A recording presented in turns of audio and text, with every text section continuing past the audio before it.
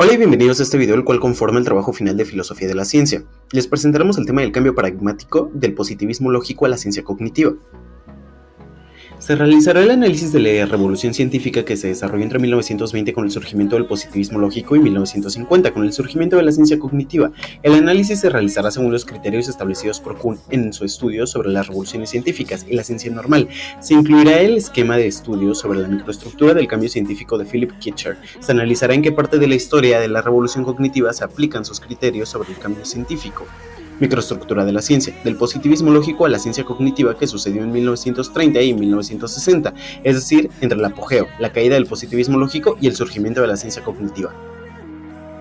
Henry de Saint-Simon fue un filósofo economista positivista y teórico socialista francés. Desempeñó un papel fundamental en la promoción y el desarrollo del positivismo. Enfatizó la importancia de aplicar el método científico al estudio de la sociedad y la economía, con el objetivo de encontrar soluciones racionales a los problemas sociales y promover el progreso humano. Auguste Comte, su enfoque filosófico sostenía que el conocimiento humano debía basarse en la observación empírica y el método científico, rechazando las especulaciones metafísicas y teológicas.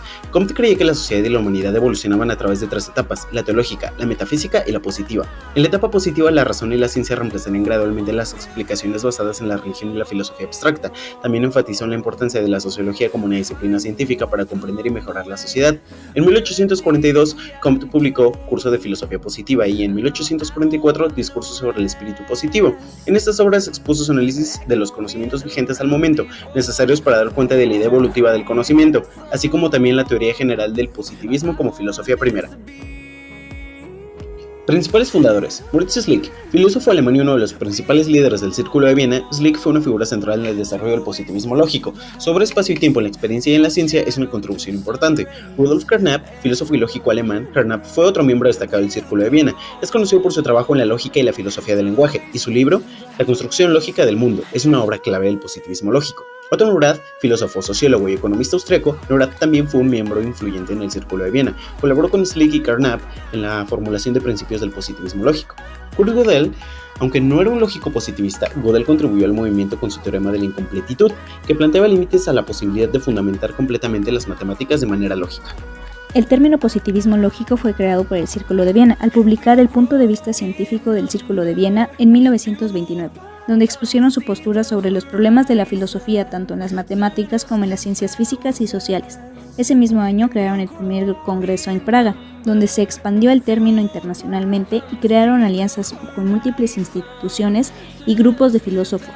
Posteriormente, en 1930, comenzaron a realizar más publicaciones, con la creación de la revista Annalen der Philosophie, que se convirtió en el órgano principal del movimiento positivista, dirigido por Carnap y Reichenbach. A pesar de la gran aceptación de la comunidad científica por los principios establecidos por el Círculo de Viena, este comenzó su progreso de disolución por discusiones entre los miembros desde 1933, pero su decaimiento fue por problemas políticos, ya que el establecimiento del gobierno nazi provocó que la mayoría fueran exiliados e incluso asesinados. A pesar de eso, Neurath intentó mantener vivo el movimiento al publicar el The Journal of the United Science.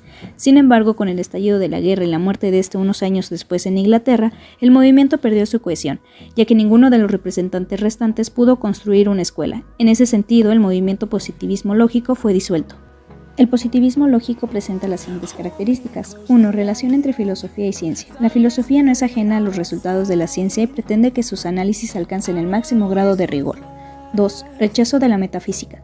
Existe un rechazo o al menos cierta prevención con respecto a los principios metafísicos. Esta idea fue tomada principalmente por Comte. 3. Unificación de la ciencia. El ideal de la unidad de la ciencia y de considerar la fragmentación como puramente accidental e instrumental es comprendido con mayor o menor énfasis por todos los autores citados anteriormente, pero lo hicieron especialmente suyo los del Círculo de Viena. 4. Teoría del conocimiento. Implícita o explícitamente, el positivismo tiene vertiente epistemológica.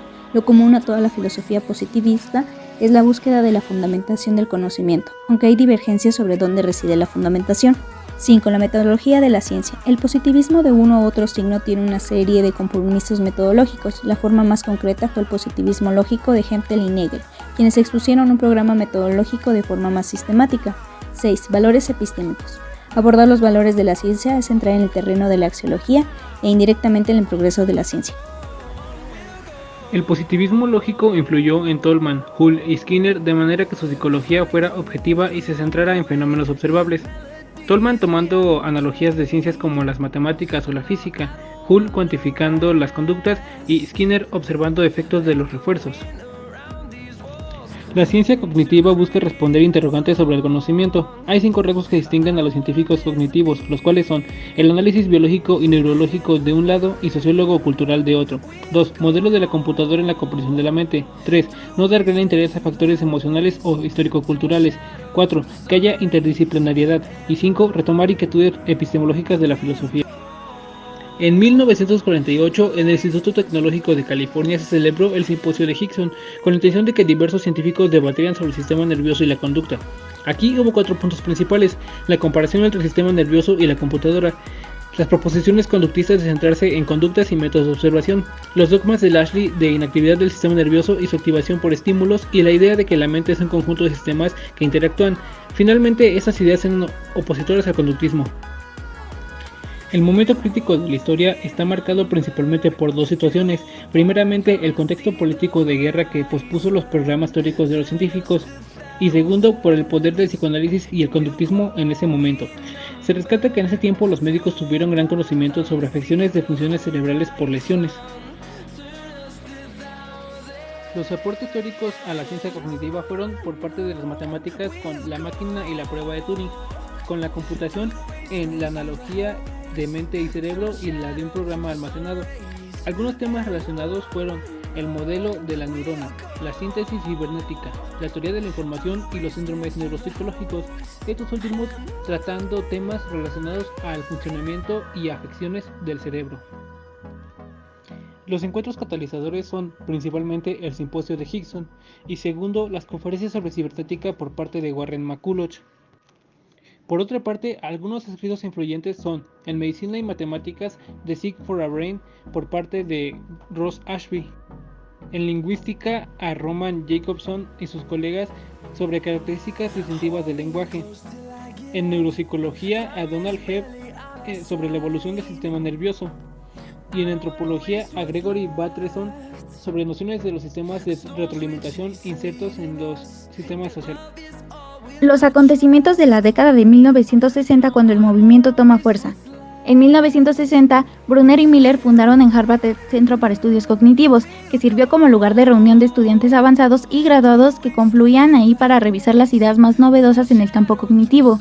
En 1960, se anuncia el fin del conductismo corriente gracias al volumen titulado Plans and the Structure of Behavior.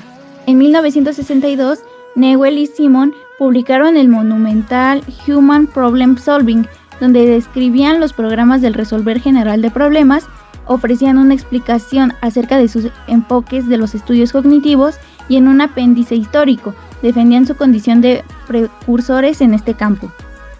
Los acontecimientos de la década de 1960 cuando el movimiento toma fuerza. En 1960, Brunner y Miller fundaron en Harvard el Centro para Estudios Cognitivos, que sirvió como lugar de reunión de estudiantes avanzados y graduados que confluían ahí para revisar las ideas más novedosas en el campo cognitivo. En 1960, se anuncia el fin del conductismo corriente gracias al volumen titulado Plans and the Structure of Behavior. En 1962, Newell y Simon publicaron el monumental Human Problem Solving, donde describían los programas del resolver general de problemas, ofrecían una explicación acerca de sus enfoques de los estudios cognitivos y en un apéndice histórico, defendían su condición de precursores en este campo. Características fundamentales de la ciencia cognitiva. Esta cuenta con 5 características. Representaciones. La ciencia cognitiva se basa en la creencia de lo que es legítimo. Las computadoras actúan como una prueba de existencia, y el contexto, la cultura y la historia. Algunos sostienen que estos factores nunca serán explicados por la ciencia. Las 3 líneas cardinales de investigación desde la década de 1950. 1. En 1956, Miller publica un ensayo titulado El mágico número 7, más o menos 2, algunos límites en nuestra capacidad para procesar información. En este artículo, Miller discute la conciencia entre los límites de un juicio absolutamente unidimensional y los límites de la memoria a corto plazo. 2. El enfoque británico de procesamiento de la información. La idea de procesamiento de información se utiliza para aludir a una teoría desarrollada en el ámbito de la psicología por la corriente cognitivista. El enfoque estratégico de Brunner. Este enfoque promueve el aprendizaje como un proceso de construcción de nuevas ideas basados en el conocimiento anterior. Helmholtz, Fichtner, Donders y Brentano, todos ellos creían que los procesos psíquicos podían medirse experimentalmente y que era posible realizar estudios que ofrecieran información efectiva acerca del funcionamiento de la mente. Según Wundt, la psicología consiste en el estudio de la experiencia consciente como tal, y debe emprenderse dicho estudio mediante la observación interna, mediante la introspección. Frente al rigor artificial impuesto por el conductismo en los temas vinculados a la cognición, los psicólogos ya no limitaron sus explicaciones a los sucesos que pudieran ser impuestos a un sujeto o que pudieran observarse en su comportamiento.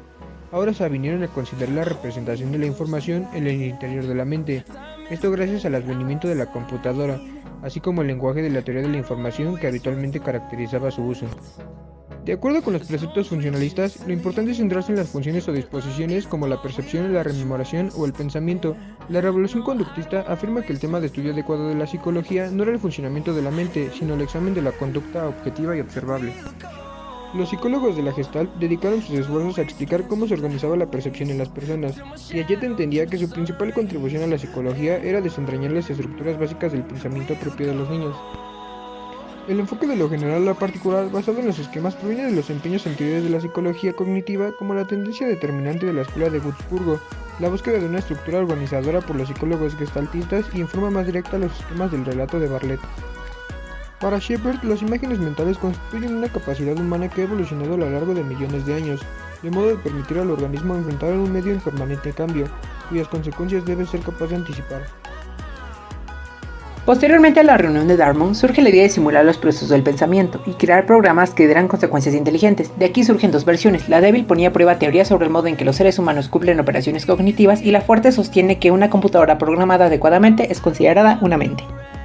A decir verdad, el sueño de crear una mente mecánica se remonta desde el mismísimo René Descartes. Posteriormente surgieron otros autores quienes asimilaron que el cuerpo humano era una máquina. Más tarde, en la tesis de Shannon, surgen las bases para la fabricación de máquinas capaces de ejecutar operaciones de verdad lógica, por lo que el sueño se vuelve cada vez una realidad. Más adelante, los investigadores Newell y Simon crearon el programa teórico lógico, con el que lograron demostrar que las computadoras siguen una serie de pasos similares a las del ser humano para solucionar problemas, que en su mayoría analizó problemas geométricos y juegos de ajedrez.